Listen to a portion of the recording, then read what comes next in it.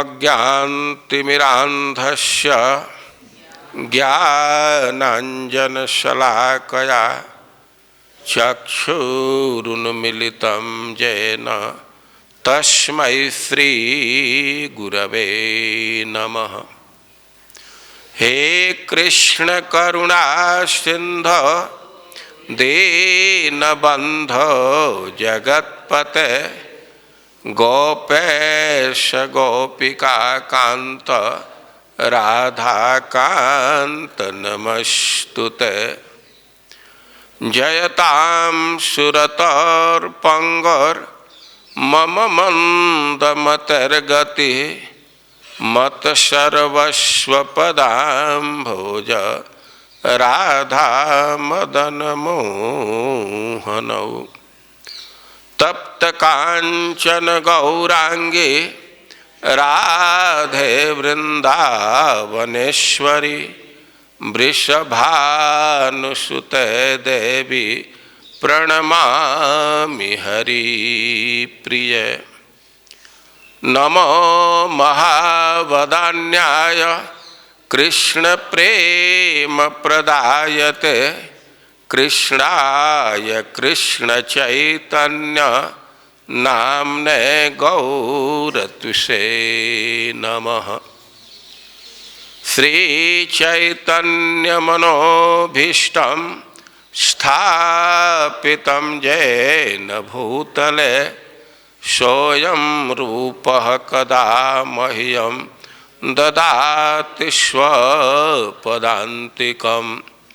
वाञ्छाकल्पतरुभ्यश्च कृपा सिन्धुभ्यैव च पतितानां पावनेभ्यो वैष्णवेभ्यो नमो नमः। जय श्री कृष्ण चैतन्य प्रभो नित्यानंद श्री अद्वैत गदाधर शिवासादि गौर भक्तवृंद। हरे कृष्ण कृष्ण कृष्ण हरे हरे हरे राम राम राम हरे हरे। हम लोग आवृत्ति करेंगे श्रीमद् भागवतम के 7वें स्कंध के दूसरे अध्याय का 43 नंबर का श्लोक। ओम नमो भगवते वासुदेवाय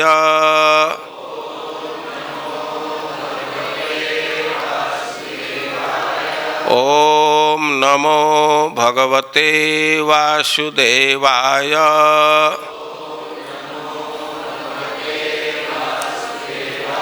ओम नमो भगवते वासुदेवाय।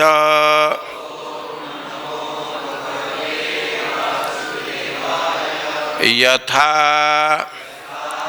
अनलः दारुषु भिन्न ईयते यथा अनिलः देहगतः पृथक् स्थितः यथा नभः सर्वगतं न सज्जते तथा पुमान् सर्वगुणाश्रयः परः यथा नलो दारुषु भिन्न ईयते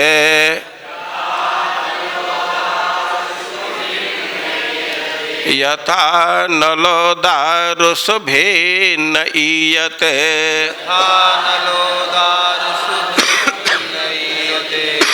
यथा नीलो देहगतः पृथक् स्थितः यथा नीलो देहगतः पृथक् स्थितः यथा नभ सर्वगतं न सज्जते यथा नभः सर्वगतं न सज्जते तथा पुमान् सर्वगुणाश्रयः परः।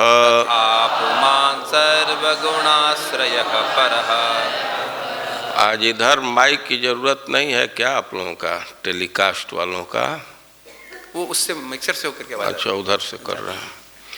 यथा नलोदार शुभे नईयते, यथा नलोदार शुभे नईयते, यथा नीलो देहगतः पृथक् स्थितः, यथा नीलो देहगतः यथा नभ सर्वगतं न सज्जते, यथा नभः सर्वगतं न सज्जते, तथा पुमान् सर्वगुणाश्रयः परः। तथा पुमान् सर्वगुणाश्रयः परः। यथा नलोदार शुभे नईयते, यथा नलोदार शुभे नईयते, यथा नीलो देहगतः पृथक् स्थितः, यथा नभ सर्वगतं न सज्जते, यथा नलो सर्वगतं न सज्जते, तथा पुमान् सर्वगुणाश्रयः परः। पुमान् सर्वगुणाश्रयः परः। यथा नलोदार शुभिन्न ईयते,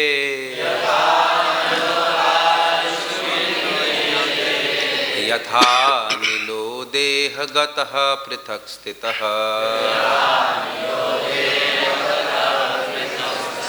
यथा नभः सर्वगतं न सज्जते,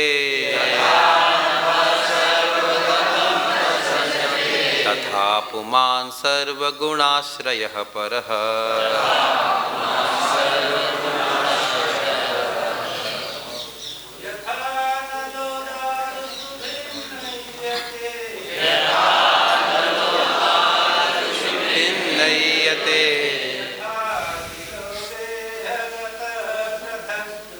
यथा नीलो देहगतः पृथक् स्थितः,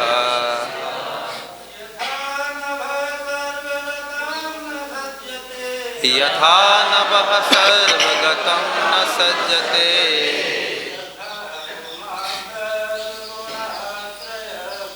तथा पुमान् सर्वगुणाश्रयः परः। माता जी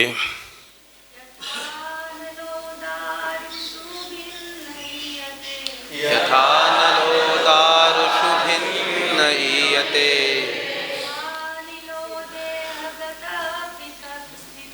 यथा नीलो देहगतः पृथक् स्थितः,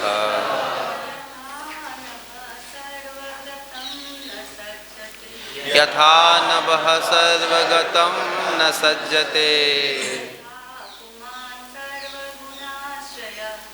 तथा पुमान् सर्वगुणाश्रयः परः।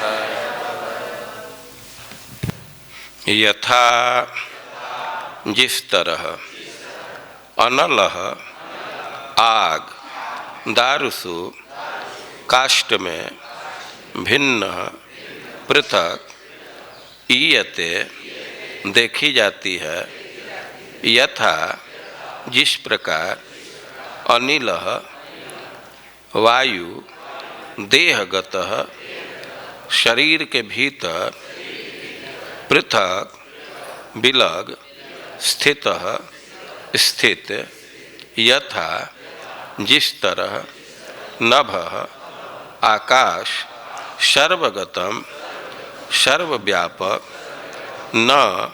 नहीं सज्जते मिलता है, लिप्त होता है, तथा उसी प्रकार पुमान जीव सर्वगुणाश्रयः यद्यपि प्रकृति के सभी गुणों का आश्रय परः भौतिक कल्मश से परे।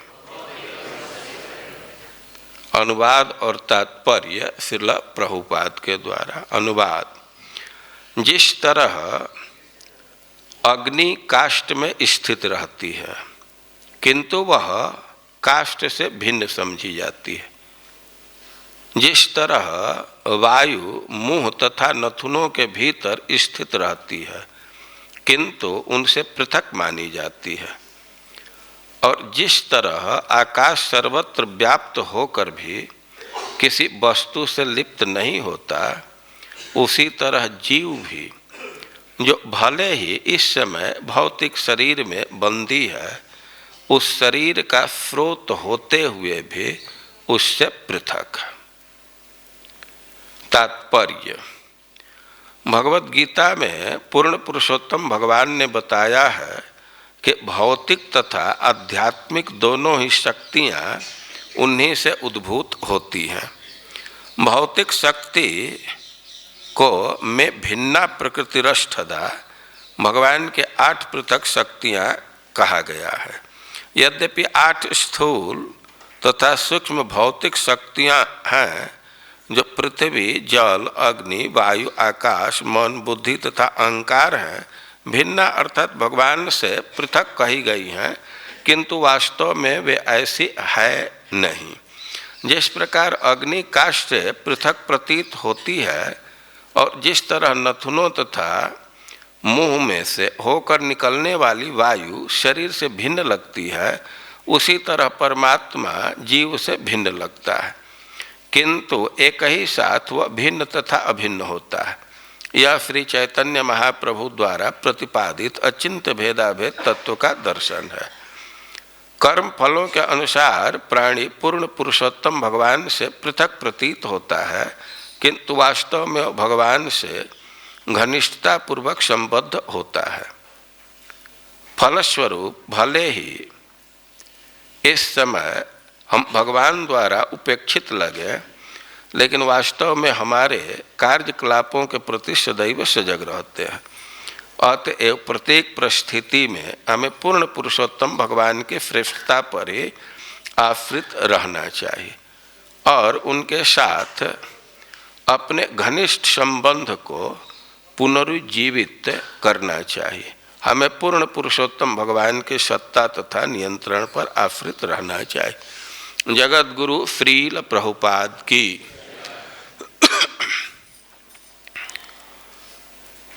हम लोग कल महाराज युधिष्ठिर के प्रश्न पर विचार कर रहे थे। प्रश्न प्रहलाद महाराज के विषय में है।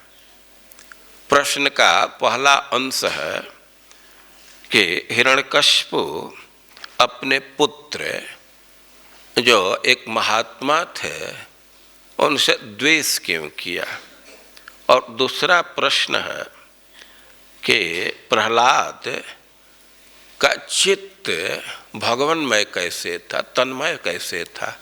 किसी भी विषम परिस्थिति में उनका चित्त भगवान से थोड़ा भी नहीं हटा, और इसके पीछे क्या कारण है। प्रश्न का जो प्रथम अंश है, या कह सकते हैं कि जो प्रथम प्रश्न है कि हिरण्यकश्यपु अपने पुत्र से द्वेष क्यों करता था, उनको मारने के लिए विविध उपाय क्यों किया, और इस प्रश्न का उत्तर देना प्रारंभ कर रहे हैं और कह रहे हैं कि वास्तव में उसका पुत्र भगवान का पक्षधर था, और यह बात हिरण्यकश्यपु को पसंद नहीं थी, क्योंकि हिरण्यकश्यपु भगवान को अपना शत्रु या शत्रु पक्ष का समर्थक मानता था, और भगवान उसके दृष्टि में शत्रु पक्ष के समर्थक हैं, और उसी शत्रु के समर्थक का ये अपना पुत्र आश्रित है, वो भगवान के द्वेष के चलते ही अपने पुत्र से भी द्वेष कर रहा था। और इस बात को कहने के लिए वे पूरी बात को प्रस्तुत कर रहे हैं, और नारद जी कथा प्रारंभ कर रहे हैं। कि भ्रातरी एवं विनिहते हरिणा क्रोड मूर्तिना हिरण्यकश्यपु राजन पर्यतप्यद रुषा सुचा। कि जब क्रोड मूर्तिना हरिणा, हरि जो सूकर का रूप धारण किए और एवं भ्रातरी विनिहित, और इस प्रकार भाई का वध कर देने पर हिरण्यकश्यपु राजन पर्यतप्य, हे राजन हिरण्यकश्यपु बड़ा ही तप्त हुआ, बड़ा दुखी हुआ, बहुत जलने लगा। क्यों जल रहा है? दो कारण दे रहा है। रुषा सुचा, हमारे भाई का वध किया है, हमारे भाई का वध किया है, और इसलिए विष्णु पर बहुत क्रोध था। रुषा, शत्रु का पक्ष लिया, हमारे भाई का वध किया, और इसलिए उस पर बहुत क्रोध है, और अपने भाई के लिए बहुत भारी शोक है। और हिरण्यकश्यपु जल रहा है दो चीज से, क्रोध से और शोक से। अपने भाई के प्रति शोक है क्योंकि उसके भाई का वध हो गया। कह रहे हैं कि एवं विनिहित, इस प्रकार मार दिए जाने से।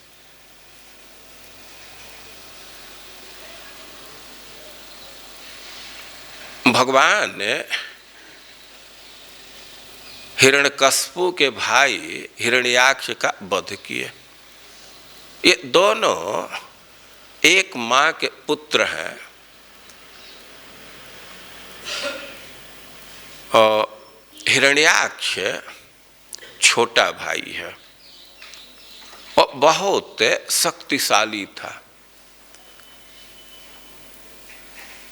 उसके शक्ति के विषय में आप यही समझिए कि अकेले वह दिग्विजय के लिए निकल गया, साथ में और कोई नहीं, अकेले।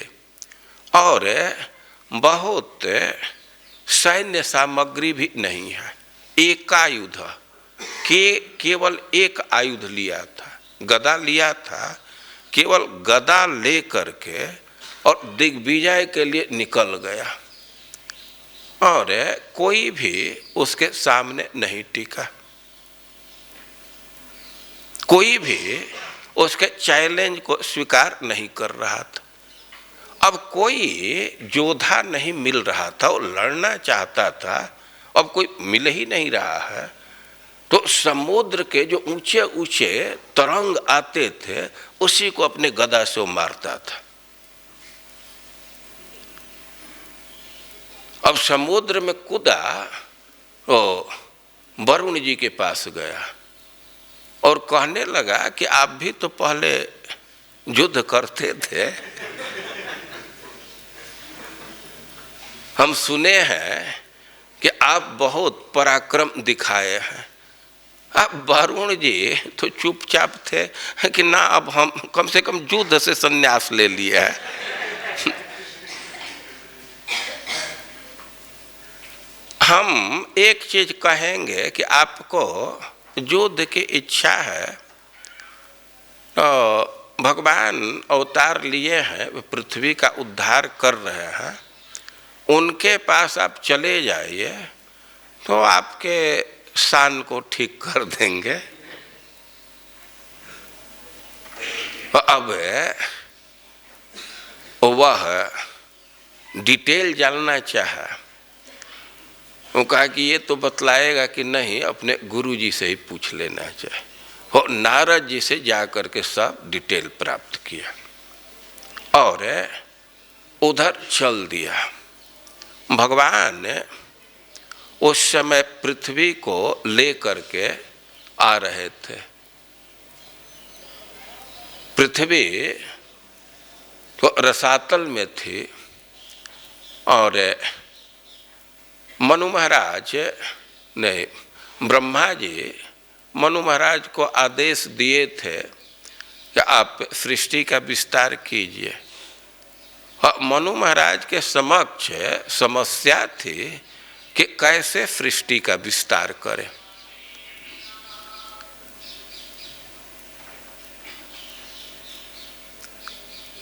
सृष्टि करने के लिए तो कोई जगह चाहिए, कोई स्थान चाहिए। वो स्थान तो दिख नहीं रहा, कहाँ हम सृष्टि का विस्तार करें। और ब्रह्मा जी से इस स्थिति को प्रस्तुत किए कि कोई सृष्टि के लिए तो आधार चाहिए।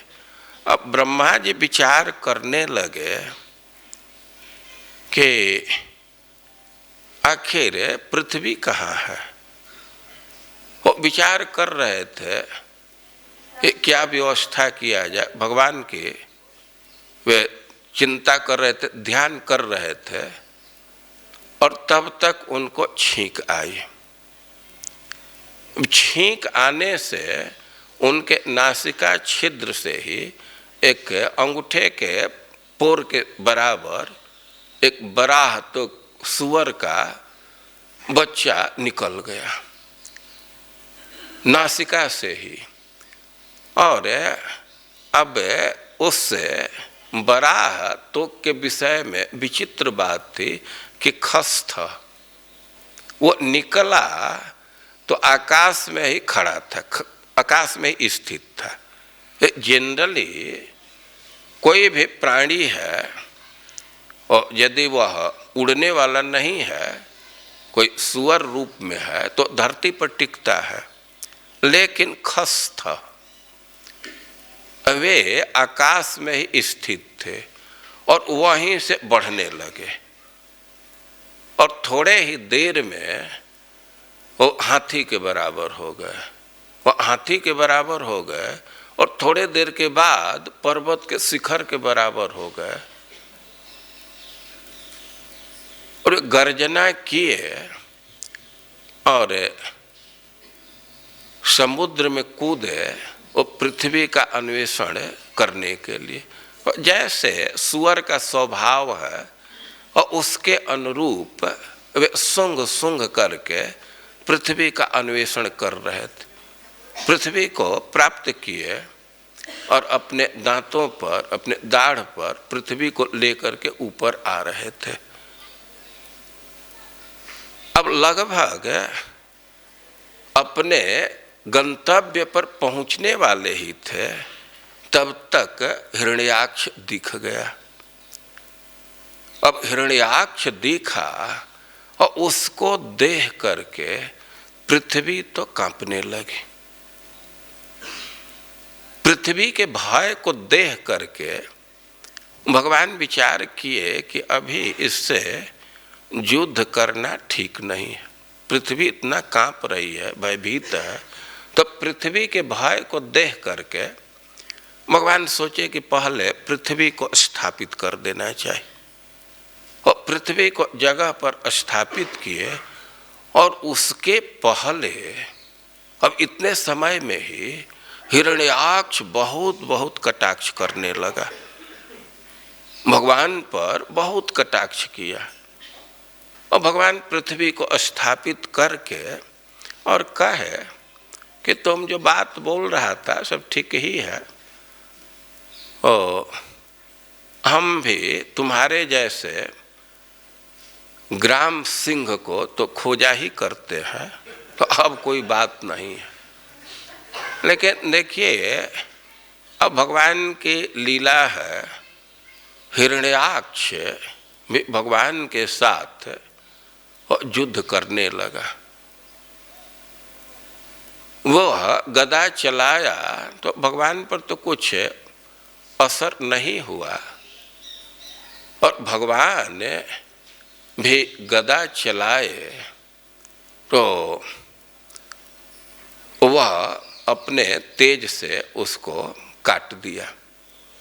भगवान की गदा गिर गई और अब भगवान की गदा गिर गई, उनके हाथ से गदा गिर गई।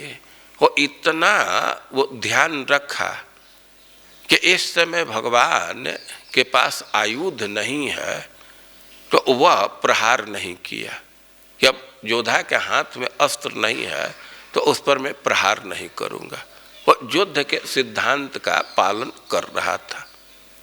भगवान भी उसके व्यवहार को देख रहे थे और भगवान की गदा गिर गई और भगवान चक्र का स्मरण किए, चक्र उनके हाथ में आ गया और भगवान उससे युद्ध किए और वह भी प्रहार करता था। वो जल्दी से भागने वाला नहीं था, लेकिन जब भगवान की इच्छा हुई कि इसका वध करे, जब इच्छा हो गई कि वध कर ही देना है, तो उसको एक थप्पड़ मारे। वो एक थप्पड़ मारने से एकदम कांप गया और जैसे आंधी में, तूफान में कोई बड़ा वृक्ष उखड़ करके गिर जाता वैसे गिर गया। और देखिए, एक दृष्टि से विचार किया जाए तो भगवान को उसके वध करने में कुछ प्रयास नहीं करना पड़ा, लेकिन एक दृष्टि से देखा जाए तो बहुत भारी योद्धा था और उसके शौर्य का सर्टिफिकेट तो खुद वामन देव निर्गत किए, वे सर्टिफाइड किए। जब वामन देव बलि महाराज के यज्ञ में गए, वो वामन देव को भिक्षा प्राप्त करनी थी और भिक्षुकों को शिक्षा भी देना था। और बलि महाराज तो ब्राह्मण्य है, ब्राह्मणों का स्वागत करते हैं और खूब अच्छा से स्वागत किए भगवान का और प्रस्ताव रखे कि आपके मन में जो इच्छा हो मांग लीजिए। कई एक विकल्प दिए और वामन देव बलि महाराज की प्रशंसा करने लगे कि आप जो बात बोल रहे हैं तो आपके कुल के अनुरूप है, बिल्कुल उचित है, कुल के अनुरूप है और आपके कुल में कोई भी ऐसा व्यक्ति नहीं जन्म लिया कि दो अवसर पर वह मुकर गया। कहीं युद्ध का अवसर आ गया और उससे वह मुकर गया, ऐसा नहीं हुआ। कोई दान का अवसर आ गया तो उससे मुकर गया, ऐसा नहीं हुआ। और उसी क्रम में कह रहे हैं कि आपके ही कुल में हिरण्याक्ष जन्म लिए। अरे कितना बड़ा योद्धा था कि एकायुध, अकेले हथियार, एक गदा लेकर के, एक आयुध लेकर के और दिग्विजय के लिए निकल गया। और ना वो यद्यपि वो दिग्विजय के लिए जा रहा था तो अपने जोड़ का किसी को नहीं प्राप्त किया, लेकिन संजोग की बात थी कि भगवान उसके सामने आ गए, भगवान से लड़ाई हुई और भगवान उसका वध तो जरूर कर दिए। वामन देव कह रहे हैं कि वध कर दिए, लेकिन उसके बाद भी नात्मानम जैनम मैंने अपने को विजयी नहीं मानते। अरे युद्ध में वध कर ही दिए तो अपने को विजयी क्यों नहीं मानते? और तद्वीर्यम भूर्य नुस्मरण, हिरण्याक्ष के बल का स्मरण करते हैं तो उनको यही लगता है, यही मानते हैं कि भाई हमारा तो लक साथ दिया, हम बल से विजय नहीं प्राप्त किए, थोड़ा सा और बल लगाया होता तो शायद हमको विजय नहीं मिला होता। और देखिए वामन देव जो ये सब बात कह रहे हैं तो एक उसका उद्देश्य है बलि महाराज को खुश करने के लिए, क्योंकि जिसको डोनेशन लेना है, भिक्षा मांगना है तो दाता की प्रशंसा करनी होती है। और उसको खुश करेंगे तभी न देगा। गाय से दूध निकालना है तो गाय को पहले पहनवाना पड़ता है ना, वो पहना जाती है तब आसानी से दूध निकल जाता है। और जो हो, भगवान तो हिरण्यकश्यप को नहीं, हिरण्याक्ष को एक तमाचा मारे और वह कांपने लगा और उखड़े हुए वृक्ष के समान गिर गया। यहाँ कह रहे हैं कि भ्रातरी एवं विनिहिते हरिणा क्रोध मूर्तिना हिरण्यकशपु राजन पर्यतप्यद अरुषा सुचा। और वह शोक से जलने लगा। भाई की मृत्यु हुई इसलिए बहुत भारी शोक में था और भगवान ने उसका वध किए हैं और उनके प्रति बहुत क्रोध था। क्रोध और शोक से जल रहा था। आह चेदम रुषा घूर्ण संदष्ट दफनच्छद पूर्ण, दोनों पाठ है। आह चेदम रुषा पूर्ण संदष्ट दफनच्छद, वह बहुत क्रोध में था और केवल क्रोध में ही नहीं था, वो बोला भी। आह च, क्रोध में तो था ही, जल रहा था और क्रोध के उसका वर्णन कर रहे हैं कि संदष्ट दफन छद, जो दसन का ढकना है, छद मतलब ढकना, ओट, उसको क्रोध में दबाया था, काट रहा था। कोपोज्ज्वलद्भ्याम चक्षुर्भ्याम निरीक्षण धूम्र मंबरम, और उसके आंखें क्रोध से जल रही थी और दोनों आंखों से आकाश को देख रहा था। आकाश को कहें धूम्रम, आकाश एकदम धुआं से भरा हुआ था। और भी आकाश में धुआं कहाँ से आ गया? कोई ईंधन जलाते हैं तब धुआं आता है ना। तो कहें कोपोज्ज्वलद्भ्याम, वो उसका जो क्रोध था वही ईंधन था। इतना क्रोध में था कि उसके क्रोध के चलते आकाश में धुआं भर गया। क्रोध ही ईंधन का काम कर रहा था। वो आकाश को देख रहा था। फिर आकाश को क्यों देख रहा था? आकाश को देखने का आशय यह है कि वह विचार कर रहा था कि जो हमारे भाई का वध किया है ऊपर ही रहता है, उसको छोड़ना नहीं है। क्रोध के मारे भगवान के तरफ दृष्टि किया हुआ। कराल दृष्टोग्र दृष्टया दुष्प्रेक्ष्य भ्रुकुटी मुख। अब इतना क्रोध में था कि उसके तरफ देखना कठिन था। क्रोध के मारे उसके आंख जल रहे थे और दांत उसके भयानक थे। शूल मुद्यम्य सदसी दानवान मिदमब्रवीत, और हाथ में त्रिशूल लिया और दानवों से इस प्रकार कहने लगा, भोभो दानो दैतेया द्विमूर्धस्त्यक्ष संवर शतबाहो हयग्रीव नमुचे पाक इलविल। दैत्यों से अपना संदेश देना है और इसलिए दैत्यों के जो लीडर हैं उनको अभिमुख कर रहा, अपने तरफ आकर्षित कर रहा। वो दैत्यों के जो प्रधान लोग हैं उनका नाम बोल रहा, नाम पुकार रहा है द्विमूर्ध। कोई दैत्य है कि उनके दो मुंह हैं, दो मुंह होने से वे बहुत भयंकर दिखते हैं।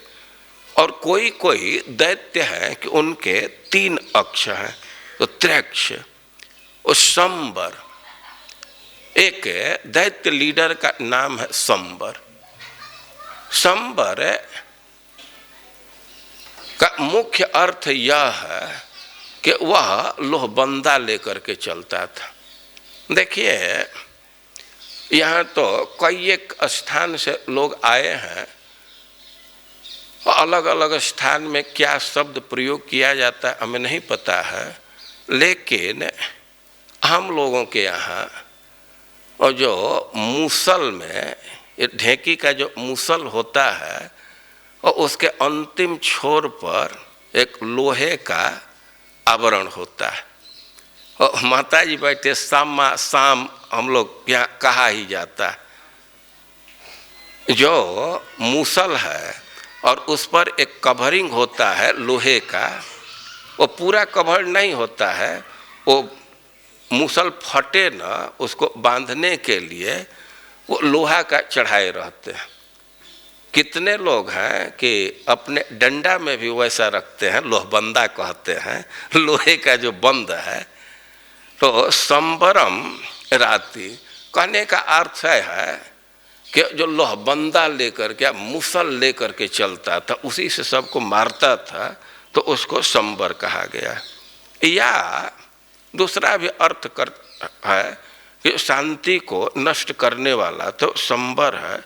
शतबाहो, कोई दैत्य था और उसके सैकड़ों बाह, ये सैकड़ों बाह धारण किए थे, किसी का उपकार करने के लिए नहीं, दुनिया को तंग करने के लिए, डराने के लिए। हयग्रीव, हयग्रीव भगवान का भी नाम है। वे भी घोड़े का मुख धारण किए, लेकिन वे वेद का उद्धार करने के लिए, उपदेश करने के लिए। लेकिन जो दैत्य है वो दुनिया के बाँ को काटने के लिए घोड़े का मुख धारण किए। एक दैत्य का संबोधन कर रहे, नमुचे, नमुची उसका नाम है। नमुची का अर्थ है कि जिसको पकड़ लेता था तो उसको छोड़ता नहीं था।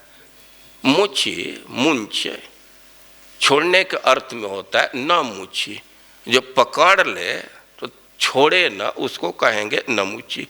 पाक, पाक का अर्थ होता है पकाना, जलाना। और दुनिया को वो खौला रहा था, पका रहा था। अरे थोड़ा के रिंध दे उबाल रहा था, इस अर्थ में उसको पाक। एक दैत्य को संबोधित कर रहे इलवल। इलवल का अर्थ है कि जो पूरा पृथ्वी को ढक ले, कवर कर ले, और उसको इलवल कहेंगे। और विप्रचीते, एक दैत्य का नाम है विप्रचीति। विप्र चीति, चीति दो अर्थ में प्रयुक्त होता है, ज्ञान के अर्थ में और भय के अर्थ में। और भय के अर्थ में ग्रहण करेंगे तो जो ब्राह्मणों को भयभीत करने वाला था, जिसे ब्राह्मण भयभीत हो जाते थे, और उसको कहा जाएगा विप्रचीति। या यदि चीति को ज्ञान के अर्थ में लें तो विशेष रूप से और समग्र रूप से ज्ञान का लोप हो जाए तो उसको कहा जाएगा विप्रचीति। मतलब इतना वो भयंकर था, इतना खतरनाक था, इतना उसका दहशत था कि किसी के समक्ष गया तो उसका होश आवास उड़ जाता था। भय के मारे उसका शुद्ध समाप्त हो जाता था। तो ऐसे जो दैत्यों में लीडर हैं उनको संबोधित कर रहा है। और भी हैं पुलोमन, शकुन इत्यादि। तो कह रहा है कि मम वचः शृणुत, हे दैत्यो मेरी बात को सुनो, और अनंतरम सर्वे क्रियता, और तुरंत इसका संपादन करो। आसु, जल्दी इसका संपादन करो। माँ चिरम, देर नहीं होनी चाहिए। हमारी बात को सुनो और इसको क्रियान्वित करो, देर मत करो। ये क्या बात है? तो सपत्नेर घातितः क्षुद्र भ्राता में दैत्य सहित प्रार्ष्णिक ग्राहीण हरिणा समेना उपधावन है कि हमारे भाई का वध करा दिए। सपत्नेर घातित, हमारे शत्रु हमारे भाई का वध करा दिया। हमारा भाई बड़ा प्रिय था और बहुत हमारा ध्यान रखता था, सदैव हितैषी था, लेकिन ऐसे भाई का क्षुद्र ही, ये जो तुच्छ देवता हैं, तो ये लोग वध करा दिए। वे किससे वध करा दिए? तो कह रहे हैं कि प्रार्ष्णिक ग्राहीण हरिणा, जो उनका पक्षधर हो गया हरि के द्वारा। अरे वे पक्षधर कैसे हो गया? वो कह रहे हैं कि समेना अप्युपधावन, यद्यपि हरि तो सबके प्रति समभाव रखता है, लेकिन अब अब देवता लोग इतना उसका पैरवी किए, हमारे शत्रु इतना पैरवी किए, उसकी पूजा पाठ किए कि उससे प्रभावित होकर के शत्रुओं का पक्ष ले लिया।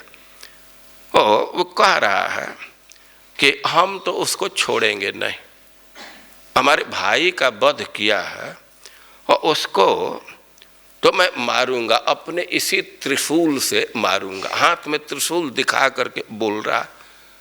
भाई कोई कह सकता है ये क्या योजना की है? अरे उस हरि के स्वरूप को जानते हैं, उसका पहचान जानते हैं, वह तो परमात्मा है, कैसे उसका वध करेंगे? और परमात्मा के गर्दन पर आपका शूल काम करेगा? वो कह रहे तस्य त्यक्त स्वभावस्य घृणेर माया बनौ कस। हम मानते हैं कि उसमें तेज है, वो तो सूर्य के समान तेजस्वी था, लेकिन अब उसका वह स्वभाव नहीं है। तस्य त्यक्त स्वभावस्य घृणेर माया बनौ कस भजंतम भजमानस्य बालस्य इव अस्थिरात्मन। कि उसका इतना पतन हो गया कि उसका सब तेज खत्म हो गया, क्योंकि वो अब सम नहीं था, अपने स्वभाव का त्याग कर दिया और इसलिए उसका तेज भी समाप्त हो गया। कि अरे उसको अब परमात्मा मानते हो, पहले परमात्मा था, अब तो एकदम सुअर बन गया। घृणेर माया बनौकस, अब वनवासी शुकर है। भजंतम भजमानस्य, वो सम नहीं है, जो उसका भजन करता है तो उसी का भी भजन करने लगता है। जो उसका गुणगान कर दिया, कुछ अर्पित कर दिया, तो उसके पीछे हो जाता है। बालस्य इव अस्थिरात्मन। अरे कि उसका इतना पतन हो गया कि एकदम बच्चों से गया बीता हो गया। जैसे बच्चों को जो कुछ मिठाई दे देता है तो उसी के पीछे पीछे चलने लगते हैं। बच्चों में कोई स्थिरता नहीं है। अब कुछ उनके आकर्षण का चीज मिल गया तो उधर ही आकर्षित हो जाते हैं, और उसी तरह वह सम नहीं है, स्थिर नहीं है, उसका स्वभाव खत्म हो गया, और इसलिए मैं उसका वध करूंगा। मच्छोल भिन्न ग्रीवस्य भूरिणा रुधिरेण वै अस्त्रिक प्रियम तर्प ईश्य भ्रातरम में गतव्य था। कि हमारे भाई को खून बहुत प्रिय था, तो हम इसी के खून से उसका तर्पण करेंगे, तब हम शांति का अनुभव करेंगे। और इसका गर्दन काटूंगा अपने त्रिशूल से, और भाई को खून प्रिय है तो खून से तर्पण कर लूंगा, तब हमारा चित्त स्थिर होगा। और कह रहे हैं कि यदि उसका वध हो जाता है तब देवता तो अपने से मर जाएंगे, सूख जाएंगे। जब वो भगवान के वध करने की बात कह रहा है, वो कोई दैत्य कह सकते हैं कि भाई विरोधी तो देवता है, तो देवताओं को न मार करके भगवान को मारने के क्यों फेरे में पड़े? भाई जो विरोधी है उनका वध करना चाहिए। तो कह रहे हैं कि तस्मिन् कूटे हिते नष्टे कृतमूले वनस्पतौ विटपा इव शुष्यन्ते विष्णु प्राणा दिवौकस। कि तुम लोग स्थिति को समझो। विष्णु प्राणा दिवौकस, जो देवता है उनका प्राण तो विष्णु में बसता है, और वह तो बहुत कपटी हो गया है। वो कह रहे हैं कि यदि उसका वध कर दिया जाए तो देवता वैसे सूख जाएंगे जैसे वृक्ष के जड़ को काट दिया जाए तो शाखा पत्ता तो अपने से सूख जाएंगे। उसको सुखाने के लिए कुछ अलग से नहीं प्रयास करना पड़ेगा, क्योंकि हम उसका वध करेंगे। और तुम लोग भी देवताओं को कमजोर करो या उसको भी कमजोर करो, हमें तो उसका वध करना ही है, लेकिन तुम लोगों के लिए भी मैं कुछ कार्य दे रहा हूँ। तावत जात भुवम जूजम ब्रह्म छत्र समेधितम। जब तक मैं उसका वध कर रहा हूं और तुम लोग पृथ्वी पर जाओ और सूद यध्वम तपोयज्ञ स्वाध्याय व्रतदानिन रहे कि तुम कष्ट दो उन व्यक्तियों को जो तपस्या में लगे हुए हैं, यज्ञ में लगे हुए हैं, स्वाध्याय में लगे हुए हैं या व्रत दान में लगे हुए हैं। तो ऐसे व्यक्तियों को तुम जाकर के कष्ट दो कि तुम लोग पृथ्वी पर चले जाओ। एक प्रश्न लोग करते हैं कि भुवम जात, हिरण्यकश्यप कह रहा है कि तुम लोग पृथ्वी पर जाओ, तो क्या यह पृथ्वी की घटना नहीं है? यह दूसरे जगह आदेश दे रहा होगा और मान लीजिए कि वो पृथ्वी से ही आदेश दे रहा है, तब यह समझना चाहिए कि वे कह रहा है कि ब्रह्म क्षत्र समेधिताम भुवम जात। तुम जहाँ ब्राह्मण और क्षत्रिय की घनी आबादी है, ब्राह्मण और क्षत्रियों के प्रभाव से जहाँ समृद्धि है, तो उस अंश में जाओ, उस क्षेत्र में जाओ। भुवम का यह विशेषण है। और उस क्षेत्र में जाओ जहाँ ब्राह्मणों के प्रभाव से, क्षत्रियों के प्रभाव से समृद्धि है। और जो तप करने वाले, यज्ञ करने वाले, वे जिधर ब्राह्मण हैं तो वे तप करते हैं, यज्ञ करते हैं, स्वाध्याय करते हैं और उससे समृद्धि की प्राप्ति होती है। क्षत्रिय हैं तो व्रत धारण करते हैं, दान देते हैं, तो दान के प्रभाव से, व्रत के प्रभाव से, यज्ञ के प्रभाव से समृद्धि आ जाती है। कि समृद्धि से युक्त जो क्षेत्र है उधर तुम लोग जाओ और जो भी यज्ञ करने वाले हैं, दान देने वाले हैं या तपस्या करने वाले हैं, उनको तुम लोग कष्ट करो, कष्ट दो। कि विष्णु द्विज क्रिया मूलो यज्ञो धर्ममय पुमान देवर्षि पितृभूतानाम धर्मस्य च परायणम। वो अपना आसुरी विचार दे रहा है कि विष्णु के मूल ब्राह्मणों की क्रिया है। यह सत्य सिद्धांत नहीं है। ब्राह्मणों के क्रिया के मूल विष्णु है, लेकिन वो अपने हिसाब से व्याख्या कर रहा है कि विष्णु द्विज क्रिया मूल, विष्णु का जड़ तो ब्राह्मणों के कृत्य में है। यज्ञो धर्ममय पुमान, वो यज्ञमय है, धर्ममय है। देवर्षि पितृभूतानाम धर्मस्य च परायण, वो देवता का, ऋषियों का, पितर का और सब जीवों का धर्म का परम आश्रय है। और ऐसा कार्य करना है कि उसका जड़ ही समाप्त हो जाए। यत्र यत्र द्विजा गावो वेदा वर्णाश्रम क्रिया तम तम जनपदम जात संदीपयत वृश्चत। कि जहाँ यज्ञ के संपादन करने वाले व्यक्ति हैं या जहाँ से यज्ञ संपादन करने की वस्तु प्राप्त होती है, तो उस सब क्षेत्र को तुम लोग छिन्न भिन्न कर दो, जला दो।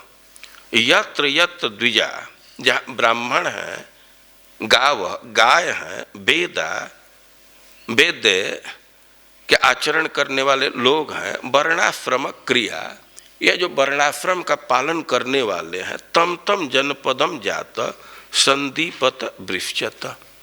और उस क्षेत्र में जाओ और सीधे आग लगा करके नष्ट कर दो या वृश्चत, उनको छिन्न भिन्न कर दो, काट डालो।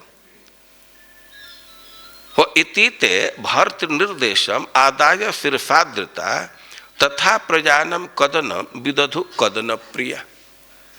ऐसे वो आदेश दे रहा। देखिए, समृद्धि का सिद्धांत समझना चाहिए। यज्ञ करने से, दान करने से, तपस्या करने से इसी से समृद्धि आती है। केवल काम ठेठाने से समृद्धि हो जाए यह जरूरी नहीं है। कुछ लोग बस काम करते रहते हैं, अरे दिन भर काम करते हैं और फिर भी भोजन कपड़ा का भी अभाव बना रहता है। और कोई कोई लोग हैं कि कोई कार्य नहीं कर रहे, केवल तपस्या कर रहे हैं, और देखा जाता है कि तपस्या का फल होता है कि उनको खाने और कपड़े की बात तो दूर है, वे दूसरे को भी सुलभ कराने में सक्षम होते। तप से बहुत समृद्धि आ जाती है। और भगवान तो भागवतम बोले हैं कि तप से ही सृष्टि होती है, तप के ही बल से पालन हम कर रहे हैं। और तपस्या समृद्धि का कारण है, यज्ञ समृद्धि का कारण है। ऐसे यज्ञ करने में तो लगता है कि हम लोगों का पैसा जा रहा है।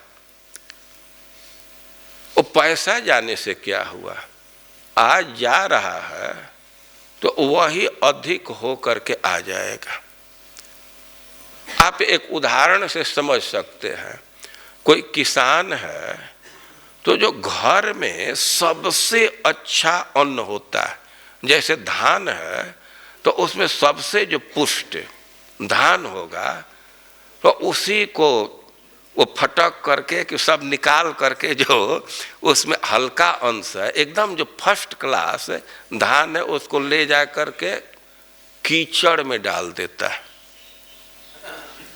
सीधे कीचड़ में डाल देता है। कोई तर्क कर सकता है कैसा बेवकूफ है, जो सबसे अच्छा अनाज है उसी को ले जा करके कीचड़ में फेंक रहा है। लेकिन वो कीचड़ में फेंक दिया वो अब एक एक दाना वो हो सकता है कि एक एक किलो फिर उसके खरिहान में पहुंचा दे। वे एक दाना से एक धान का पौधा हुआ, फिर उसको कीचड़ में लगाए तो अकेले लगाए तो उसमें करीब हम समझते हैं कि 20, 25, 30 बाल निकल सकता है। और एक बाल में हमको तो इस समय आइडिया नहीं है, अभी बढ़ा होगा, कम से कम 200 धान होता होगा, मतलब पहले 150, पौने 200 का भी 200 से बड़ा होगा। तो एक धान में 20 बाल आ रहे हैं, 20-25, और एक एक में 200, 250 दाने, तो कितना हो गया कैलकुलेट कीजिए। तो देख रहे हैं ना कि ऐसे देखने में लग रहा है कि वो तो कीचड़ में फेंक रहा है। एक भक्त थे तो यही बात कहते थे कि यार वैष्णवों के मुख में बोना चाहिए।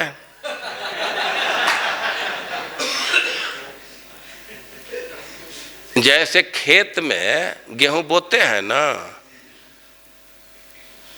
तो सड़ाने के लिए नहीं बोलते हैं, गेहूं को बढ़ाने के लिए। और जिसको अपना अन्न धन बढ़ाना हो तो वैष्णव के मुख में खेती कर देना चाहिए।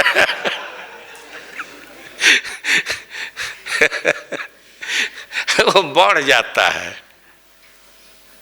ये समृद्धि का सिद्धांत है। तो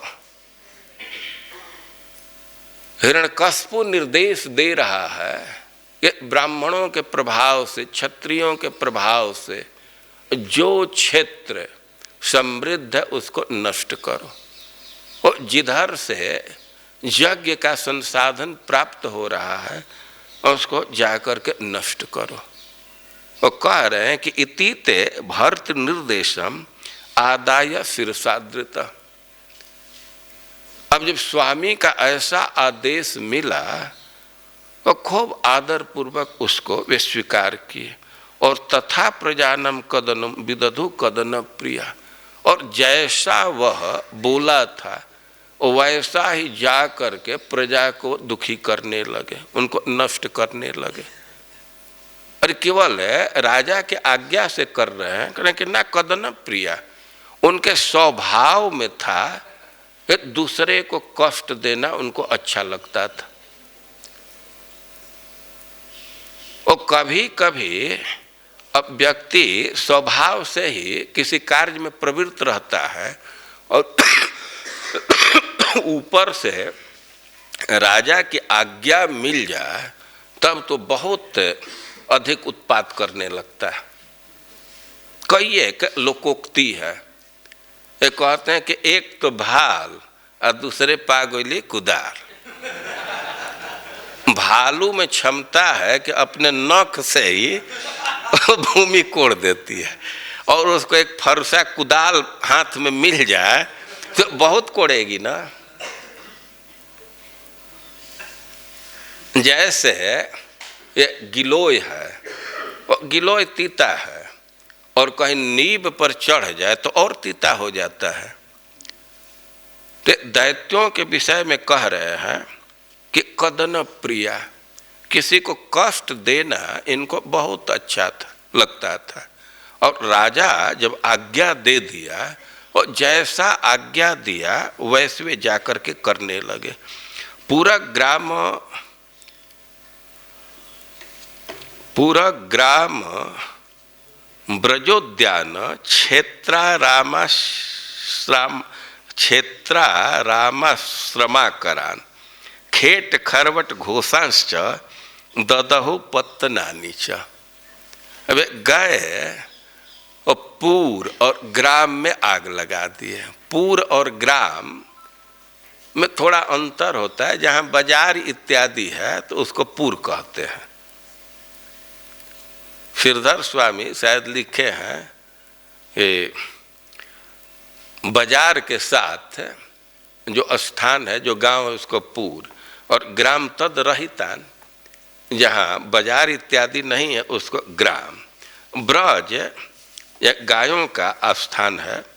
उद्यान, उद्यान का अर्थ है कि जहाँ फल के बगीचे अधिक हैं, या उद्यान और उपवन का अंतर किया गया है कि कुछ कुछ वन प्राकृत हैं, अपने से उग आए हैं, और कहीं कहीं प्लांटेशन किया गया है।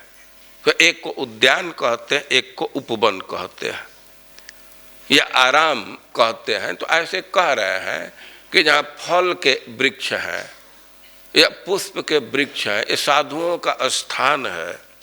ये खेत खरवट घोषांश, यहाँ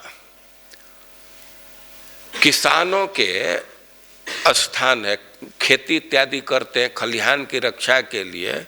या खरवट जो जंगल के नीचे गांव है, वो पहाड़ के नज़दीक जो गांव है तो उनका महत्व है। वो गाय पालन के लिए या और भी यज्ञ की सामग्री के संग्रह करने में सुविधा प्राप्त होती है।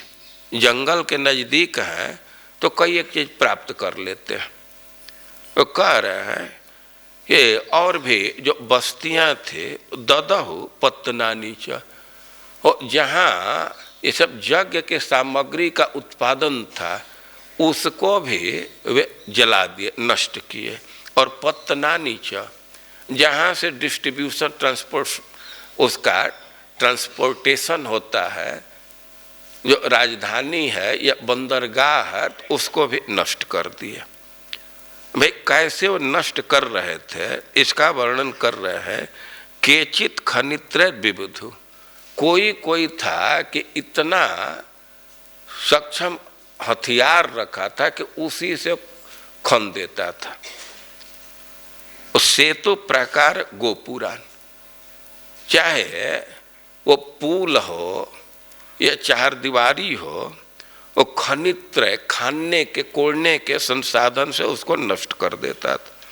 आजीव्यां से चिच्छिदो वृक्षान केसित परशु पाणय, और कोई कोई फरसा हाथ में लिए थे, टांगे लिए थे और वृक्षों को काट देते थे। फल नहीं होना चाहिए। प्रादहन शरणान ये के प्रजानम ज्वलितो मुख है। और जहाँ जहाँ घर था वे उसमें लवाठी बना करके, मैंने आग जला करके बनाते हैं, किसी डंडा में आगे ज्वलनशील पदार्थ रख दिए, कपड़ा बांध दिए, उसको तेल में डुबा दिए, या कभी बोरा कुछ बांध देते हैं तो उसको आग में रखते तो जलने लगता है। उसको ले जा करके जहाँ घर था वहाँ सब जला दिए। तो कह रहे हैं कि अब तो यह स्थिति हो गई कि कहीं देवताओं को आहार ही नहीं मिल रहा था। यज्ञ करने से देवताओं को आहार मिलता, और यज्ञ करने वालों को भी नष्ट कर दिए, और यज्ञ की जो सामग्री थी उसको भी नष्ट कर दिए। तो एवं विप्रकृते लोके दैत्येन्द्रानुचरैर्मुहुः दिवम देवा परित्यज्य भुवि चेरुरलक्षिता। अब देवताओं का भोजन का अभाव हो गया, क्योंकि संसार में बड़ा बड़ा ये उपद्रव करने लगे, यज्ञ रुक गया। अब देवता लोग क्या करें, स्वर्ग छोड़ दिए, और स्वर्ग छोड़ करके अपना रूप छिपा करके पृथ्वी पर घूमने लगे। और हिरण्यकश्यप अपने दैत्य अपने अनुचरों को आदेश दिया, और जैसा वे आदेश दिया ठीक वैसा वे पालन करने लगे। अब हिरण्यकश्यप क्या किया, इसको कह रहे हिरण्यकश्यपुर भ्रातुर संपरीतस्य दुःखितः कृत्वा कटोदकादीनि भ्रातृपुत्रान् सांत्वयन्। हिरण्यकश्यप सबसे पहले तो अपने भाई का दाह संस्कार किया, और श्राद्ध इत्यादि जो करना था वो सब किया, और इसके बाद अपने भाई के पुत्रों को सांत्वना देने लगा, उनको समझाने लगा। और उसके भाई के पुत्रों का कुछ नाम बोल रहे हैं। शकुनिम संबरम दृष्टिम भूत संतापनम वृकम काल नाभम महानाभम हरिस्मफ्रु मथोत्कचम। और ये प्रधान प्रधान पुत्रों का नाम है। और उनके पिता का देहांत हुआ है, हत्या हुई है, तो लड़के तो दुखी थे ही, लड़कों की माँ भी दुखी थी। तो कह रहे हैं कि तन मातरम, उनके माँ को भी समझाने लगा। माँ का क्या नाम है, रुषा भानु,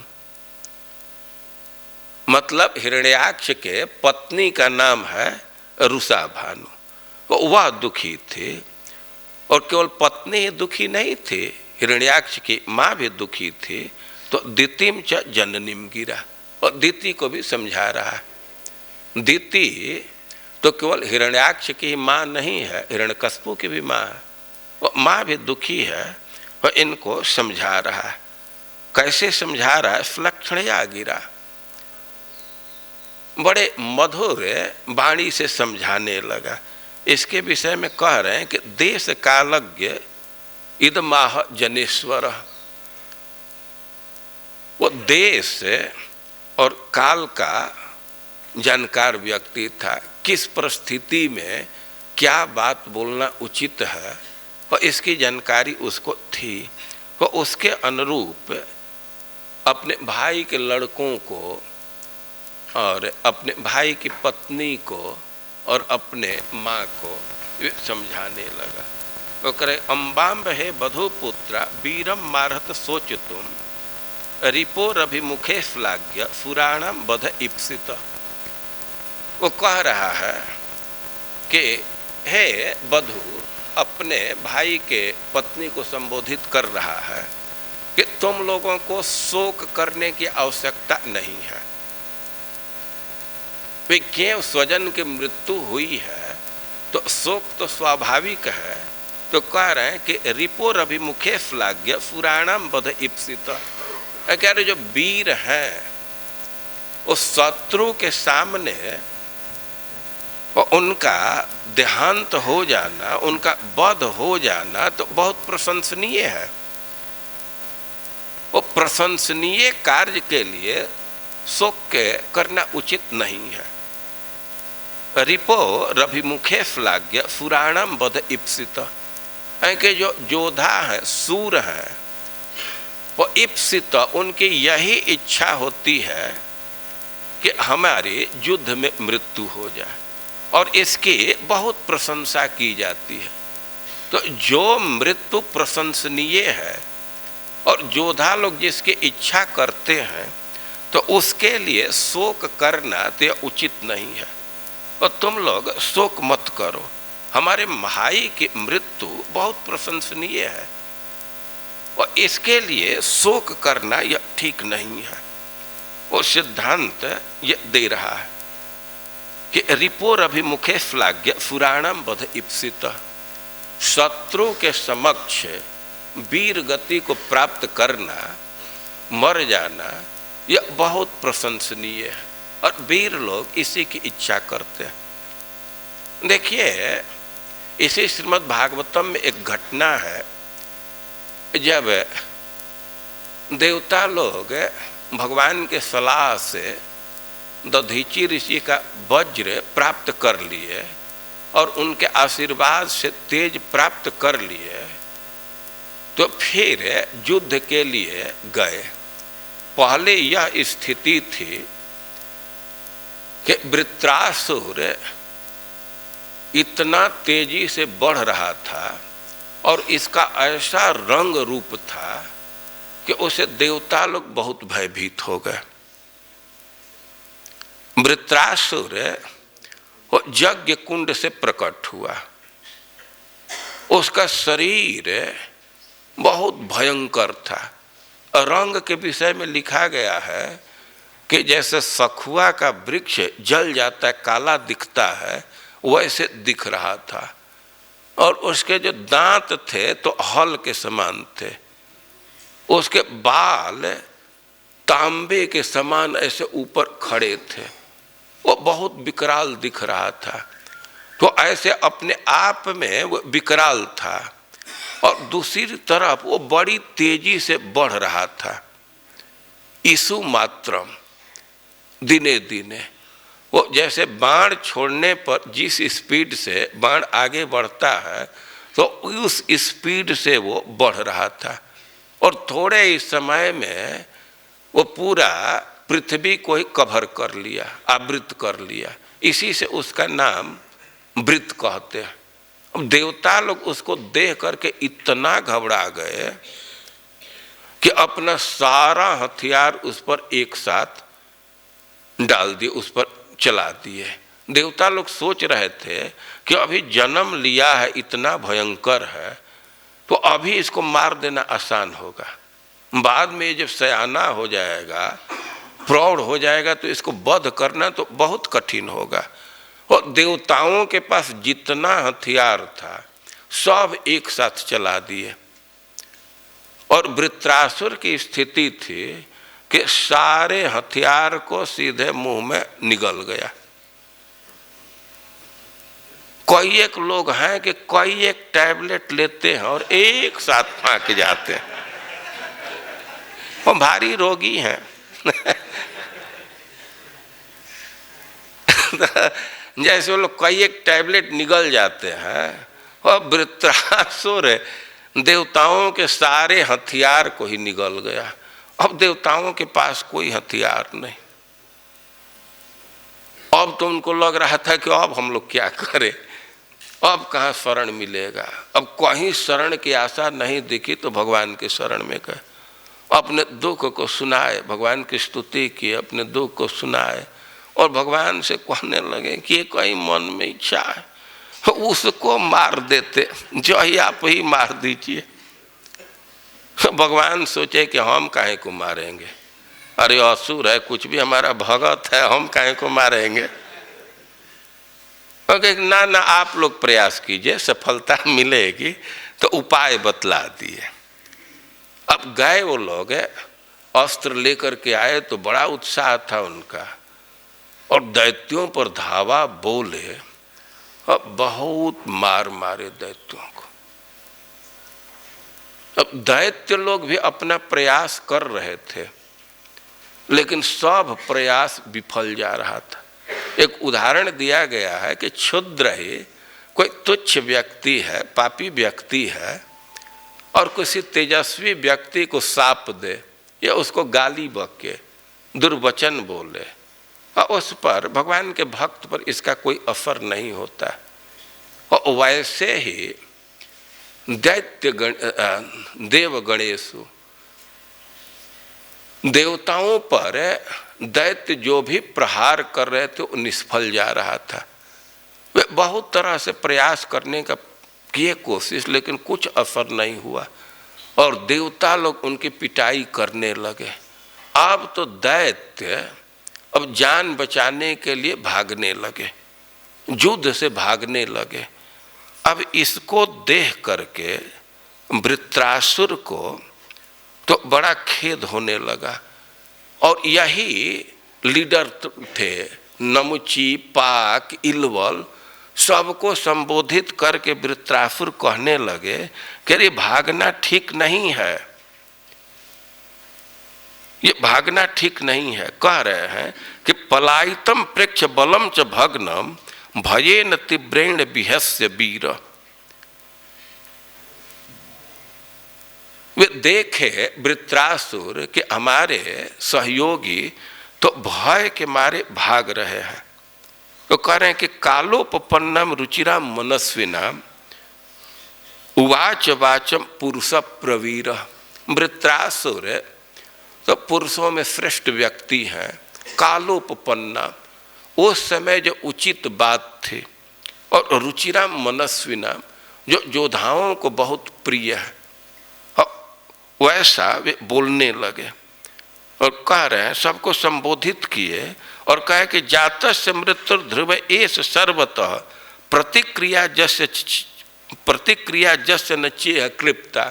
अरे जो जन्म लिया है तो उसकी मृत्यु जरूर होगी, मृत्यु से नहीं कोई बच सकता। तुम लोग सोच रहे हो कि भाग करके हम लोग मृत्यु से बच जाएंगे, तो ऐसा तो संभव नहीं है, क्योंकि मृत्यु से बचने का आज तक कोई उपाय बना ही नहीं है। और तुम लोगों को भागना ठीक नहीं है, मृत्यु तो निश्चित होगी। लेकिन जिस व्यक्ति को ऐसा मृत्यु प्राप्त हो कि जिससे अच्छे लोक की प्राप्ति हो, जस की प्राप्ति हो, तो कौन व्यक्ति ऐसे मृत्यु का वर्ण नहीं करेगा।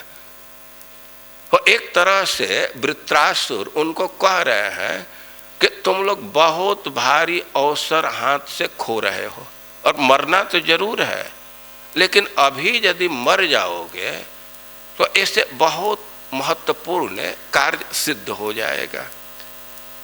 तो कह रहे हैं कि लोको जसश्चाथ ततो यदि हम कोना में मृत्युम न वृणुत युक्तम। यदि ऐसे मृत्यु का अवसर आ जाए जिससे अच्छा लोक भी मिलेगा और जस भी मिलेगा, तो ऐसे मृत्यु का वर्ण कौन नहीं करेगा। और भी कौन ऐसा मृत्यु है कि जिससे जस भी बढ़ता है और अच्छा लोक भी मिलता है। तो वृत्रासुर कह रहे हैं कि दो मृत्यु की संस्तुति की गई है। दो सम्मता विह मृत्यु दुरापौ यद ब्रह्म संधारणया जितासु कलेवरम जोगरतो विजहियाद यदग्रणिर्वीर सये निवृत्त। कि दो मृत्यु की संस्तुति करते हैं। नंबर एक तो यह है कि यद ब्रह्म संधारणया जितासु, जो व्यक्ति अपने प्राण पर विजय प्राप्त किया है, इंद्रियों को नियंत्रित रखा है और भगवान में अपना मन लगा करके और देह का त्याग कर दिया, यह बहुत सुंदर है। और यदि ऐसा अवसर नहीं मिलता है तो यदग्रणिर्वीर सये निवृत्त। कोई युद्ध में डट करके शत्रु के सामने अपने शरीर का त्याग कर देता है, इसकी संस्तुति की गई है। तो दो प्रकार की मृत्यु बहुत अच्छी मानी जाती, और ये दोनों प्रकार में भी एक नंबर पर है, प्रथम स्थान रखता है यदि कोई योगी अपना मन भगवान में लगा करके और अपने शरीर का त्याग करता है। इससे मृत्यु के कई एक उदाहरण हैं। जैसे आप हरिदास ठाकुर का नाम सुने हैं। हरिदास ठाकुर भजन में रहते थे। एक दिन चैतन्य महाप्रभु उनके पास गए तो हरिदास ठाकुर कहने लगे कि हमारे मन में एक बात बहुत दिन से गूंज रही है, एक वांछा है मोरे बहुत दिन हैते, लीला संबरिते तुम्हें मोर लय चित्ते। अब हमारे मन में ऐसा विचार आ रहा है कि आप अपने लीला का संवरण करेंगे। से ही लीला प्रभु मोरे कभू न दिखाईबा, आपन आगे मोर शरीर पड़ीबा। कि उस दृश्य को हम नहीं देखना चाहते। आप अपने लीला का संवरण करेंगे और उसके पहले हमारा शरीर छूट जाए। और शरीर छूटने में हम कुछ अभिलाषा रख रहे हैं, अपने अभिलाषा को व्यक्त कर रहे हैं कि हृदय धरिमिम तुम्हार चरण कमल, नयन देखिबी तुम्हार चांद बदन। हमारे हृदय में यही स्पृहा है कि आपके चरण कमल का ध्यान मैं हृदय में करूं, और नयन देखिबे तुम्हार चांद बदन, और अपने आँख से आपके बदल कमल का दर्शन करूं, और जिह्वाय उच्चारी तुम्हार कृष्ण चैतन्य नाम, यही मत मोर इच्छा छाड़ी में पराम।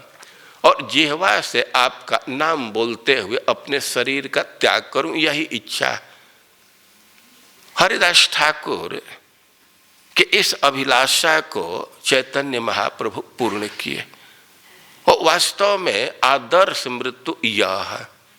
श्रीमद् भागवतम में भीष्म देव की मृत्यु, उनका देह त्याग ही आदर्श है।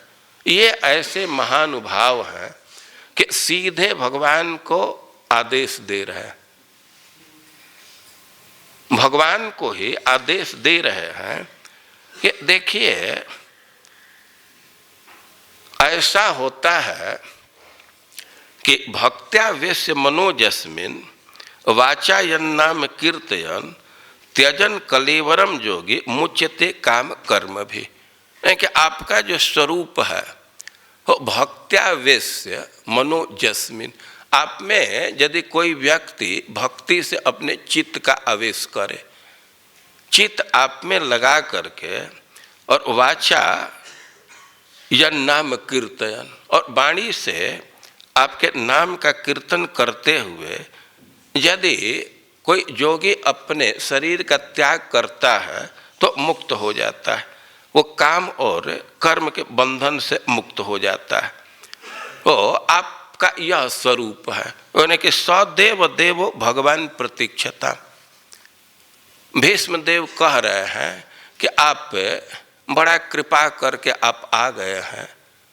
ये महाराज युधिष्ठिर के संबंध का प्रभाव है कि इस अवसर पर मृत्यु के समय आप हमारे समक्ष हैं।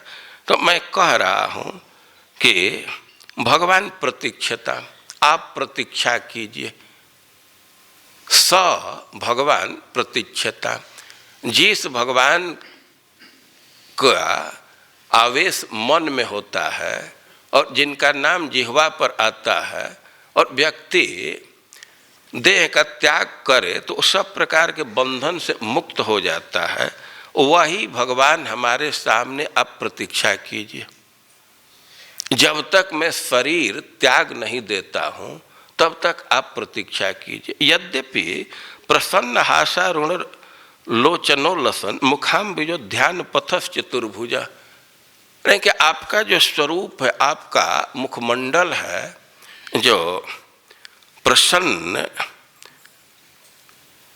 मुस्कुरान से और अरुण रत्नारे लोचन से जो बहुत सुंदर लग रहा है, तो सामान्यतः यह ध्यान का विषय है। ऐसा प्रत्यक्ष देखने का सुयोग नहीं मिलता। लेकिन हम तो यही कहेंगे कि जब तक हम शरीर का त्याग नहीं करते तब तक खड़ा रहे। जो लोग ध्यान करते हैं, हम प्रकट उस चीज को, उस स्थिति को प्राप्त करें। और भीष्मदेव भगवान को आदेश दिए कि आप खड़े रहिए, और वे योगी थे, अपने शरीर का त्याग कर दिए। और शरीर त्याग करने के विषय में दो स्थिति बहुत महत्वपूर्ण है, दो की संस्तुति की जाती है। एक तो भगवान में मन लगा करके योगी अपना शरीर त्याग कर दे, और दूसरा है कि अपने शत्रु के समक्ष लड़ते हुए अपने शरीर का त्याग कर दे। और हिरण्यकश्यप अपने परिवार वालों को समझा रहा है कि शोक का अवसर नहीं है, क्योंकि हमारा भाई बहुत ही प्रशंसनीय मृत्यु प्राप्त किया है, और इसलिए शोक का अवसर नहीं है। परिवार वाले कह सकते हैं कि अरे भले ही कोई प्रशंसनीय मृत्यु उसको प्राप्त हुई, लेकिन हम लोगों से तो अलग हो गया ना, तो हम लोग तो शोक करेंगे ही, हम लोगों को तो शोक होगा ही। तो समझाने लगा कि ना, इस संसार का स्वरूप है कि जैसे प्याऊ पर व्यक्ति एकत्र होता है, थोड़े देर के लिए एक साथ हुआ, फिर अलग अलग हो जाता है, तो वैसे ही दैवे नैकत्र नीतानाम उनीतानाम स्वकर्म भी। अरे प्रारब्ध के कारण एक परिवार में हुए हैं और फिर वे तो अलग अलग चले जाते हैं, तो संसार का स्वभाव है, तो इसलिए शोक की कोई आवश्यकता नहीं है। और ऐसे वो मृत्यु के सत्यता पर प्रवचन करने लगा,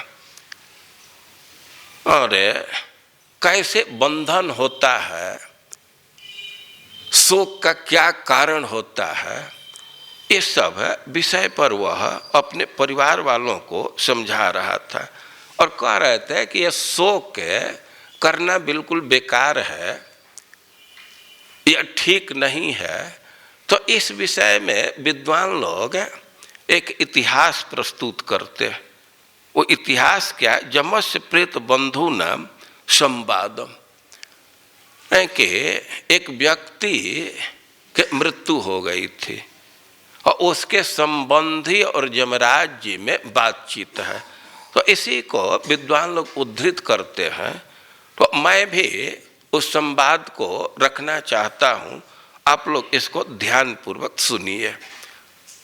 हिरण्यकश्यप कहने लगा कि उसी नरेश बुध राजा सुजज्ञ इति विफ्रुत, कि एक उसीनर देश हुआ है, वो यहाँ सुजज्ञ नामक एक राजा हुए।